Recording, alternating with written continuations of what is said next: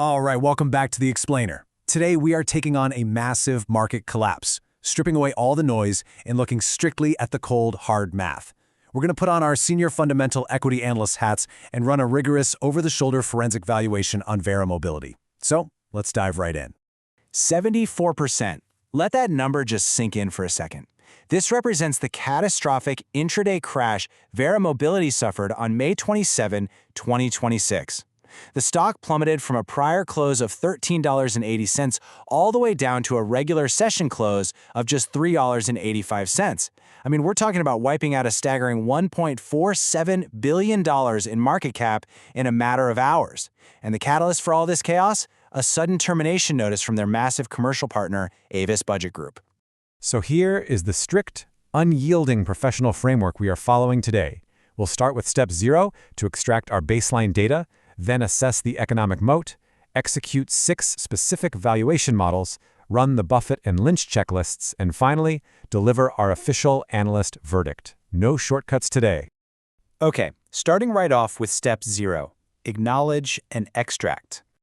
Before we even think about running a single formula, we really have to anchor ourselves in the documented financial reality of this firm. Losing Obvious basically gutted Verra's high-margin commercial segment, and the sheer velocity of this revision is wild. Management immediately slashed their full-year revenue guidance down to a midpoint of $990 million, and they dropped their adjusted EBITDA targets down to the $380 million to $385 million range. The commercial profit machine took a direct heavy hit. Now, while Verra operates globally with this high-margin, smart city and tolling tech, we've got to acknowledge the elephant in the room. They are sitting on a massive, distressed balance sheet. Against roughly $50 million in total cash and equivalents, they're carrying a colossal $1.055 billion debt load. It's a huge, dark cloud hanging over the whole operation. So pulling our baseline data together, the crucial takeaway here is that while free cash flow remains solidly positive, projected at about $140 to $150 million, the leverage is severe. Notice that we are explicitly flagging book value per share as deeply impaired, essentially negative, because of that billion-dollar debt. This gives us the hard numbers we need to verify all of our upcoming models. Moving smoothly along to step 1, let's do a moat analysis and business overview. To understand their moat, you have to realize Verra is wrapping technology around a historically manual industry. Think tolls, parking violations, and traffic enforcement. Looking at the dimensions, our verdict is that Verra has a narrow overall moat. It's heavily bifurcated. On one side, you have this collapsing, vulnerable commercial arm, but on the other, an incredibly wide, monopolistic government segment that acts almost exactly like a toll road recurring revenue model. But we have to be real about the risks that could destroy this moat over the next 5 years. The absolute most severe threat is cascading churn contagion. If peers like Hertz or Enterprise see Avis leave and decide to follow them out the door, we could see a total structural collapse of the commercial division. And tied directly to that is the risk of breaching their restrictive technical covenants, since their leverage ratio is threatening to spike past 3.7x due to that lost EBITDA. Okay, step 2. This is where we run the gauntlet with 6 valuation models.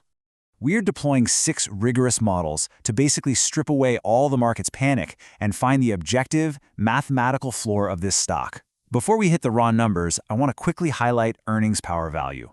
EPV gives us the absolute no-growth floor. It essentially asks, what is this business worth if it literally never grows another dime?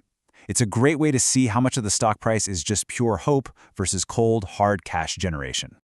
Let's start with our first 2 models. For the discounted cash flow, we're assuming a stabilization of free cash flow at $120 million.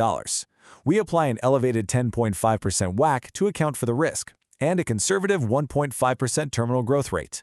That spits out a base case of $5.12 per share. But for Model 2, the classic Benjamin Graham number, the formula breaks down completely. That massive debt load deeply impairs their book value, completely overriding their otherwise decent $1.22 EPS. Moving to Models 3 and 4, we're looking at relative valuation. Model 3 takes their revised $382.5 million EBITDA and applies a heavily penalized 6.5x utility-style multiplier. Subtract the net debt, divide by 155 million shares, and we get an implied value of $9.67 per share. Model 4, the PE relative valuation, shows Verra is trading at an absurdly deep discount. I mean, they have a forward PE of roughly 3x compared to a sector average of 15x. Relative to peers, it is undeniably cheap.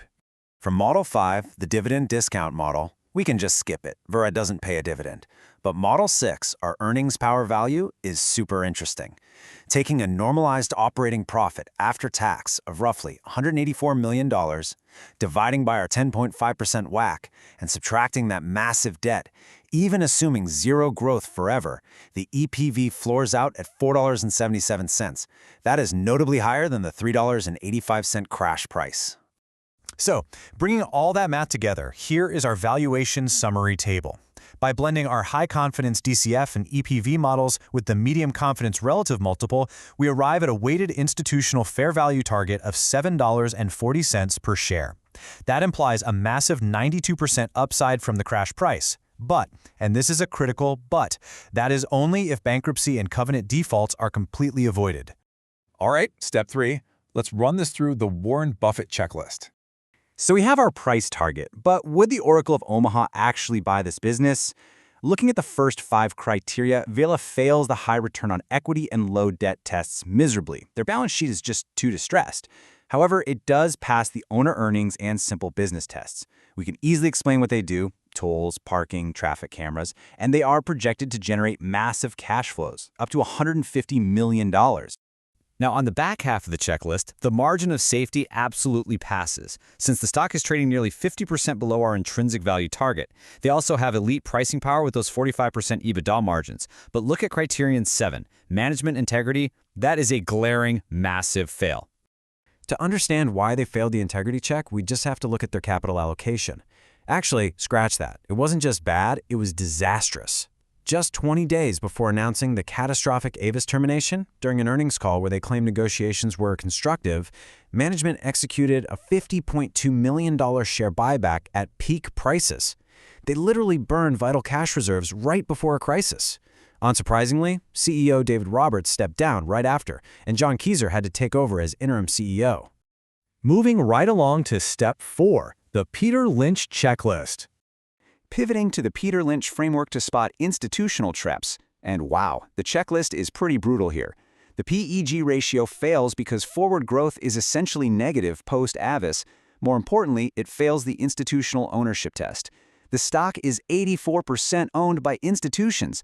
That created a massive liquidity trap, which is exactly why we saw a 75 million share stampede for the exits when the bad news hit. Lynch would likely view this purely as a speculative turnaround or asset play, entirely dependent on that highly profitable government segment surviving. And finally, step 5, the final analyst verdict. Okay, let's bring it all together. The math is done, the checklists are scored, our official objective verdict is a strict watch. The models dictate that the current $385 price offers a massive margin of safety against our $740 base target. If they can cut costs, a $10.50 bull case is definitely in play. But the technical debt covenant risks are simply too radioactive to issue a strong buy right now. The $2.50 bear case of a total structural default is absolutely still on the table. I'll leave you with this final thought to ponder. Yes, the commercial division is bleeding, but the government division remains an absolute monopolistic cash cow. If the new CEO can successfully navigate these debt covenants over the next 12 months, that government segment alone makes the current price a complete steal. So, looking at the pure data, which side of the trade are you on? Thanks for tuning into this explainer, and we'll see you next time.